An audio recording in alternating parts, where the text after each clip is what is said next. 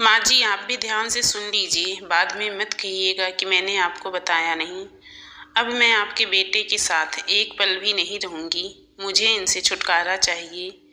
जोर से चिल्लाते हुए साधना अपनी सासू माँ उर्मिला जी को कहती है। दिमाग खराब हो गया है क्या तेरा बहू?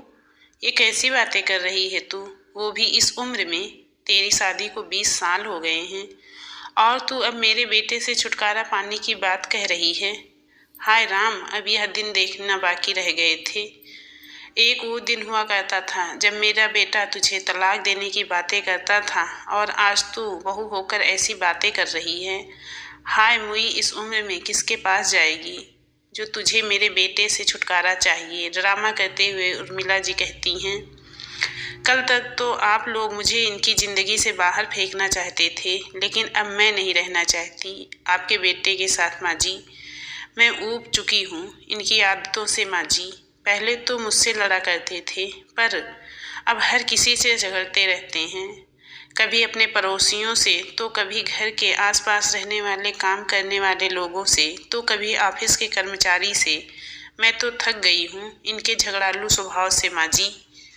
एक काम कीजिए, आप अपने बेटे को अपने साथ ले जाइए। अब इनकी कोई ज़रूरत नहीं है। रखिए अपने बेटे को अपने पास। नहीं चाहिए आपका बेटा मुझे। साधना अपनी आवाज़ ऊंची करते हुए कहती है, ये क्या बात हुई बहू? कल तक तो मेरा पति कहकर चिपकी रहती थी और आज कहती है ले जाऊं अपने बेटे को अपने साथ। खिलौना समझ रखा है क्या मेरे बेटे को, जो खेल लिया और जब मन भर गया तो लौटा दो और मैं ले जाऊं अपने साथ। तुमसे ये उम्मीद ना थी बहू कि तू ऐसा भी करेगी। कभी उर्मिला जी अपने जोर में बोले जा रही थी, कल तक तो मैं भी आप सभी के लिए खिलौना ही थी माँ जी। अभी तो जब मर्जी होता मेरे माता पिता को कह देते कि ले जाओ अपनी बेटी को, ये इस घर के लायक नहीं है, तो उस वक्त मैं भी तो एक खिलौना ही थी जो आप लोगों को पसंद नहीं आती तो खबर भिजवा देते थे मेरे माता पिता तक कि आकर ले जाएं अपनी बेटी को। दुख से द्रवित होते हुए साधना कहती है, हाँ तो तू थी ही इस लायक। तुझे आता ही क्या था सिवाय मुंह चलाने के अलावा? वो तो शुक्र माना कि मेरे बेटा तुझे अपना पास संभाल कर रखा है और एक एक चीज़ सिखाया, वरना तो तू किसी काम की नहीं थी। उर्मिला जी साधना पर कटाक्ष करते हुए कहती हैं, माँ जी आपके बेटे ने सिर्फ लड़ना सिखाया मुझको, क्योंकि हर बात पर उनको लड़ना आता है, मुझे नहीं। उन्हें क्या, आप सभी को तो मेरे हर एक बात से दिक्कत थी। ऐसे मत खाओ, ऐसे मत पहनो, ऐसे बात मत करो। मैं इंसान थी कि आप लोगों को इशारे पर नाचने वाली कठपुतली। वो तो शुक्र मनाओ माँ जी कि मैंने अपने बेटे को साथ उस समय नहीं छोड़ा, वरना आपका बेटा आजीवन अकेला ही रह जाता। हाँ तो चली जाती, किसने रोका था तुझे बहू? तुझे क्या लगता था पूरी दुनिया में एक तू सिर्फ मेरे बेटे के लिए बनी थी? अरे लड़कियों की लाइन लग जाती, लाइन। और तुझे क्या लगता है अभी ऐसा कुछ नहीं होगा? पर अभी भी लड़कियां तैयार खड़ी मिलेंगी। तुझे जाना है ना तो जा, कल के कल मेरे बेटे का ब्याह रचा दूंगी। शेर कभी बूढ़ा नहीं होता। बहू ये बात कान खोल कर सुन ले और समझ ले, बड़ी आई मेरे बेटे को तलाक देने वाली। उर्मिला जी हाथ नचाते हुए कहती हैं, बेशक करा लीजिए माँ जी अपने बेटे का ब्याह, अंधी लंगड़ी लूली या किसी 2 बच्चों की माँ से। मैं तो देखूं किसमें इतनी ताकत है जो आपको लड़ाकू बेटे को संभाल ले और टिक जाए उसके पास।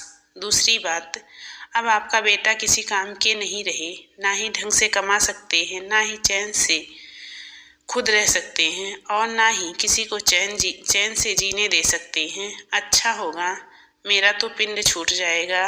व्यंग करते हुए साधना कहती है।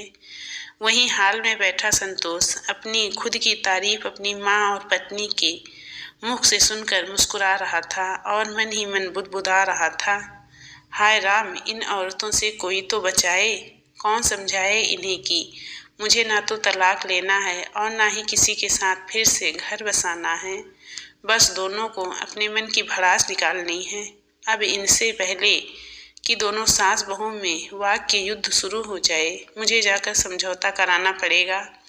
ऐसा सोचते सोचते संतोष उठकर रसोई में जाता है, जहाँ सास बहू का वाद विवाद चल रहा था, और जाते ही हाथ जोड़ कर कहता है, हे माते और हे पत्नी, कृपया करके शांत हो जाएं और मुझे भी शांति से किताब पढ़ने दे। देखिए, मुझे ना तो दूसरी शादी करनी है और ना ही मुझे किसी से को छुटकारा देना है। अगर वो चाहे तो छुटकारा ले सकती है, इस पर भी मैं संतोष से संतोष हो जाऊंगा। बस यही आदत मुझे इनकी बिल्कुल पसंद नहीं आती है माँ जी। आपके सामने सज्जन पुरुष और अकेले में हर बात पर झगड़ते रहते हैं। साधना हल्के गुस्से से कहती है, अरे बहू, यही तो उसका प्यार है जिसे तू झगड़ा कहती है। ये बचपन से ही ऐसा ही है।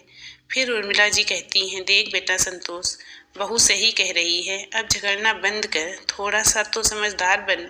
कल को बेटा बेटी की शादी करनी है, ऐसे आपस में लड़ते रहोगे तो कैसे बच्चों के रिश्ते आएंगे।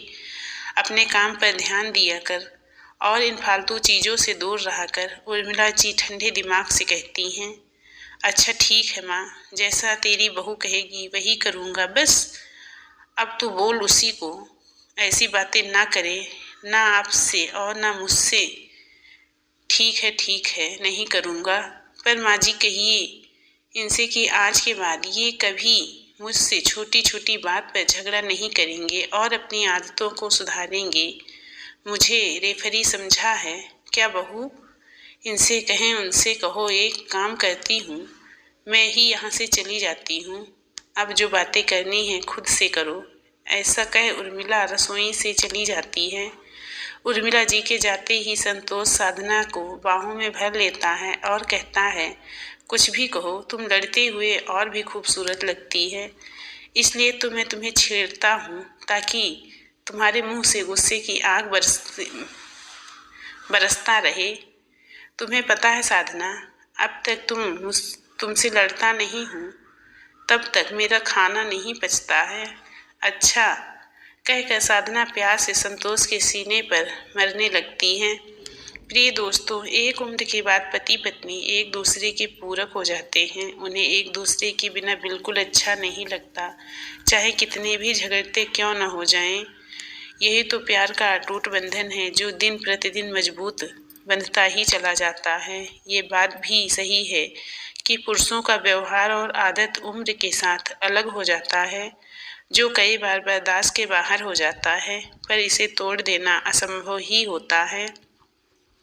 इस कहानी के माध्यम से मैं ये भी बताना चाहती हूँ कि एक समय आएगा जब औरतें ही तलाक की डिमांड करेंगी और पुरुष उस समय असहाय होगा, जैसे पहले औरतें हुआ करती थी। ना चाहते हुए भी औरतों को छोड़ दिया जाता था, वो भी छोटी छोटी गलतियों के कारण। मेरी कहानी कैसी लगी ज़रूर बताइएगा और पसंद आए तो लाइक, कमेंट और शेयर करें।